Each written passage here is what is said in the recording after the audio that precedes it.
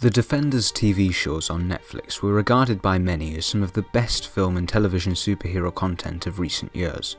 Beginning in 2015 with the first series of Daredevil, the shared narrative that spans 6 unique series was brought to an untimely end in 2019 with the third and final series of Jessica Jones.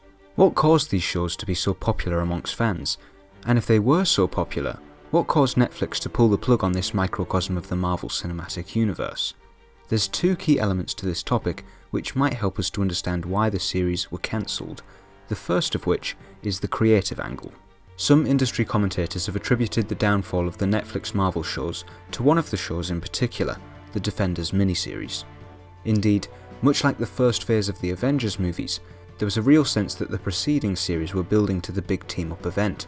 The release structure of the first series mirrors that of the films almost exactly.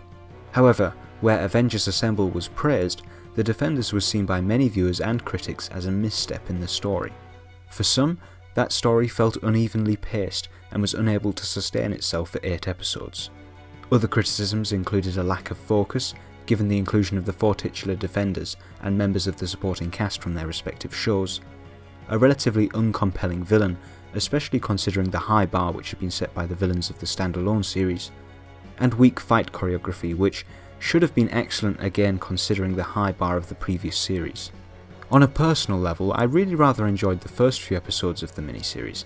I really liked the dynamic of the Defenders team, as well as crossovers between the show's supporting casts. I thought the show was beautifully shot, and I particularly enjoyed the use of colour to represent each of the main characters. And the early fight sequences in the series were incredibly engaging and demonstrated how each of the Defenders' different abilities could be used to complement one another. However, despite this strong start, the show failed to land the ending for me. I felt that Sigourney Weaver's character was underutilised, the pacing slowed right down in the second half to a point where it was jarring, and the final episode was incredibly anticlimactic. However, unlike Avengers Assemble, it failed to create another hook, and so there was little momentum for the shows after the Defenders. The first Avengers movie does also work well as a standalone film, but it was able to set up plot threads and generate interest for sequels.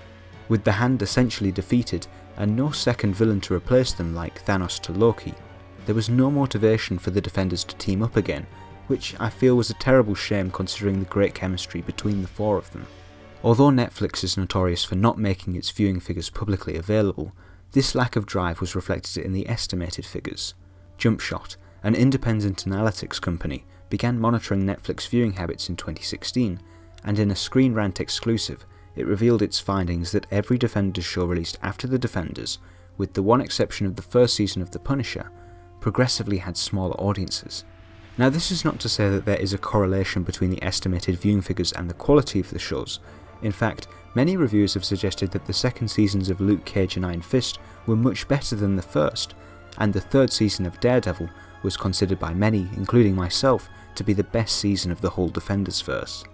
But it could be argued, given the data, that following the Defenders, general audiences were just not interested in seeing continuations of these characters, unlike the films, which became markedly more popular following the release of Avengers Assemble. It really is a shame from a creative standpoint that these series were cancelled, despite the fact that some of the seasons were strangely paced and there perhaps wasn't enough story to fill a full 13 episodes.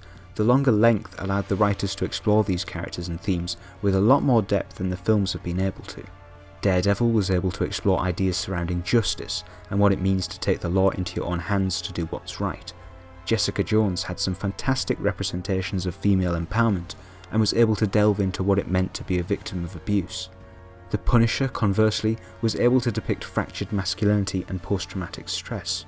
Luke Cage had a powerful message about community spirit and black empowerment, which is incredibly relevant given the current context. And Iron Fist. I'm the immortal Iron Fist. They were also a breath of fresh air in the MCU story world, and entirely surprising in how dark or complex they could be relative to the films. The second element of this discussion, which I think is possibly more important than the creative angle, is the corporate angle. To understand why the structure of Marvel Entertainment as a business was so crucial in the downfall of the Netflix shows, we must first understand a little bit of the history behind the Marvel Cinematic Universe. Marvel Entertainment is the parent company responsible for everything Marvel, but it has subsidiaries for different types of content. Marvel Studios was responsible for producing the films, and a separate entity called Marvel Television was established in 2010. Although Marvel Entertainment owned both of these companies, it explains why there was a lack of meaningful crossover between the story world of the films and the shows. Aside from minor references, the world of Marvel Television was almost entirely discrete from the world of the films. In 2019, however, Kevin Feige, the president of Marvel Studios, struck a deal with Disney, who at this point owned Marvel Entertainment, to become Marvel's chief creative officer. The reasons for this are complicated and worthy of a video in their own right, but essentially, it's widely believed that Feige and the president of Marvel Entertainment, Ike Perlmutter, frequently butted heads over creative decisions. Most notably in 2015, when Robert Downey Jr.'s contract expired, Perlmutter wanted to replace Tony Stark in Civil War with Bruce Banner. Feige disagreed and wanted to extend Downey Jr.'s contract despite the massive expense this incurred. Disney sided with Feige, and ever since Perlmutter has exerted diminished creative control. With Feige now chief creative officer, Perlmutter has almost no creative control over the Marvel properties. This shift in the corporate dynamic at Marvel has meant that for the first time, one person is able to oversee all creative output, including the films, television series, comics, games, and any other forms of media. This in turn led to the dissolution of Marvel Television and its incorporation under the Marvel Studios banner. The Disney Plus shows are the first new series to be produced by Marvel Studios, and this is why they have the same level of canon as the films. Going forward, the television shows can influence the nature of the films in the same way the films previously influenced the shows. The launch of Disney Plus is arguably another reason for the fall of the Netflix series. Now that Disney have their own streaming service, why would they want to put some of their content on a competitor's platform?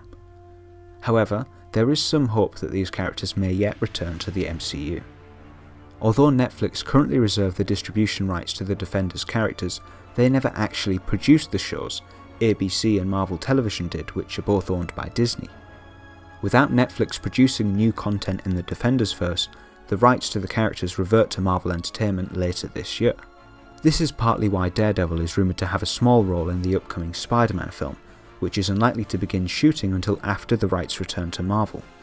However, there's not a lot to substantiate this rumour, and it's admittedly wishful thinking on my part. It remains to be seen for certain whether Feige has plans for these characters, especially as the slate for upcoming film and television projects appears to be completely packed.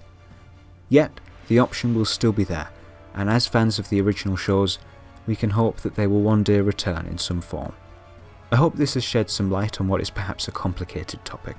It's been fascinating researching some of the corporate structures and infighting at Marvel Entertainment, and of course not everything has been made public, so there are certainly some gaps in the story. If you have any thoughts or any additional information, please leave a comment below, as I'd love to hear it. If you've enjoyed this video, please consider leaving a like and subscribing for more. But until next time, thanks.